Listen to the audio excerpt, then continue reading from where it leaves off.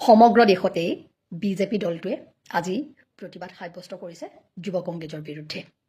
একমাত্ৰ কাৰণ হৈছে যে যুৱ কংগ্ৰেছীসকলে ভাৰতবৰ্ষক অপমান কৰিছে, নৰেন্দ্ৰ মোদীক অপমান কৰিছে। কেতিয়া আৰু ক'ত সেই বিষয়ে আমি আলোচনা কৰিম।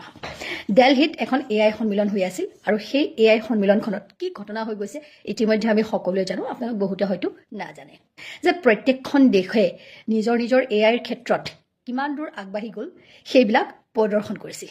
কিন্তু আমাৰ দেশে কি কৰিলে জানেনে? আমাৰ দেশক প্ৰতিনিধিত্ব কৰা গলকটীয়া ইউনিভাৰ্চিটিয়ে কি কৰিলে, চীনৰ যোনটো এটা AIৰ দ্বাৰা প্ৰস্তুত কৰা মানে ৰবটিক কুকুৰ আছিলে, সেই কুকুৰটো কি কৰিলে, সেই ইউনিভাৰ্চিটিখনে 2.5 লাখ টকাত নিজে কিনিলে। কিনি পেলাই কি কৰিলে, সেইটো তেওঁলোকে নিজে সৃষ্টি কৰা বুলি সেই AI সন্মিলনখনত তেওঁলোকে প্ৰদৰ্শন কৰিলে। তাৰপিছতে আৰম্ভ হৈ গ'ল সেই যে কুকুৰটো যে আচলতে তেওঁলোকে সৃষ্টি কৰা নহয়, তেওঁলোকে আৱিষ্কাৰ কৰা নহয়, সেই কথাটো অতি সোনকালে প্ৰমাণ হৈ গ'ল আৰু সমগ্ৰ পৃথিৱীৰ আগত ভাৰতবৰ্ষৰ নাকটো কাটা গ'ল। মই শ্বৰ্টকৈ কৈছোঁ, সেই কথাটোক লৈ যুৱ কংগ্ৰেছীসকলে প্ৰতিবাদ সাব্যস্ত কৰিলে যে নৰেন্দ্ৰ মোদী মানে ভাৰত নহয়। সঁচা কথা, নৰেন্দ্ৰ মোদীয়ে এটা দলক প্ৰতিনিধিত্ব কৰিছে, সেই দলটোৰ পৰা তেওঁ প্ৰধানমন্ত্ৰী হৈছে। কালিলৈ তেওঁ নাথাকিবও পাৰে। যে নৰেন্দ্ৰ মোদী মানে কেতিয়াও ভাৰতবৰ্ষ হ'ব নোৱাৰে। ঠিক তেনেদৰে ৰাহুল গান্ধী মানেও সমগ্ৰ ভাৰতবৰ্ষ হ'ব নোৱাৰে। প্ৰত্যেকজন ব্যক্তিৰে, সি যুৱ কংগ্ৰেছীয়ে হওক বা বিজেপিৰে হওক, যাৰে নহওক, সঁচা কথাটো কোৱাটোত কাৰো বাবে সি কেতিয়াও আপত্তিজনক হ'ব নোৱাৰে। গতিকে এই কথাটোকে কালি যুৱ কংগ্ৰেছীসকলে সাব্যস্ত কৰিলে, প্ৰতিবাদ সাব্যস্ত কৰিলে আৰু সেই কথাটোক লৈ তেওঁলোক অপমানিত হ'ল। তেওঁলোকে কৈছে যে AI সন্মিলনখনত পৃথিৱীৰ বহুত দেশ আছিলে আৰু সেই দেশবিলাকৰ সন্মুখত ভাৰতৰ নাক কটালে।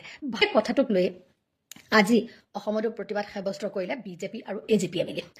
আনহাতে এটা কথা, আমি যেতিয়া কিবা এটা শান্তিপূৰ্ণ প্ৰতিবাদ সাব্যস্ত কৰিম বুলি ভাবোঁ বা কিবা এটা আমি কৰিম বুলি ভাবোঁ, তেতিয়াই ৰাতিপুৱাতে আহি পুৰা বাছে পাছে মানে পুলিচ প্ৰশাসন আহি পেলাই ৰাজীৱ ভৱনৰ সন্মুখত থিয় হৈ থাকিব, বেৰিকেডৰ উপৰি বেৰিকেড লগাই একেবাৰে পুৰা আমাক বটলত সাফৰ মৰা দি সেই কংগ্ৰেছ ভৱনৰ ভিতৰতে তেওঁলোকে বন্ধ কৰি থৈ দিয়ে। আমাক GS ৰোডটোত আনকি ওলাবলৈও নিদিয়ে। তেনেধৰণেৰে প্ৰশাসনে আমাক বন্দী কৰি ৰাখে। কংগ্ৰেছে একো এটা যদি পালন কৰিব নোৱাৰে, তেনেকৈ বন্দী কৰি ৰাখে, তেতিয়াহ'লে এই বিজেপি AJPৰ গুণ্ডা বাহিনীয়ে, যিসকলে অতি অভদ্ৰ মানে তেওঁলোকে অশ্লীল ইংগিত প্ৰদান কৰিছে, সেই প্ৰতিবাদটোত তেওঁলোকে কি কৰিছে, এই বেনাৰ পোষ্টাৰৰ পিছফালে তেওঁলোকে ৰড লৈ আহিছে, যিবোৰ অসভ্যালি কৰিছে। মদ ভাং ড্ৰাগছ খাই অহা ল'ৰাই, সেই ল'ৰাখিনি আহি যেনেকুৱা ধৰণৰ অসভ্যালি কৰিছে, সেইখিনি কিয় পুলিচে ৰাখিব নোৱাৰিলে? কাৰণ GS ৰোডটোতো এটা ব্যস্ততাপূৰ্ণ ৰাস্তা হয় আৰু ৰাজীৱ ভৱনৰ অলপ আগতেই গৈ পেলাই GMCHখন আছে, তাততো আজি বহু এম্বুলেঞ্চ আমি তেনেকৈ বন্ধ হৈ থকা আমি দেখিবলৈ পালোঁ। ৰাস্তাত মানে কেনেকৈ আবদ্ধ হৈ থাকিলে সেইখিনি আমি দেখা পালোঁ।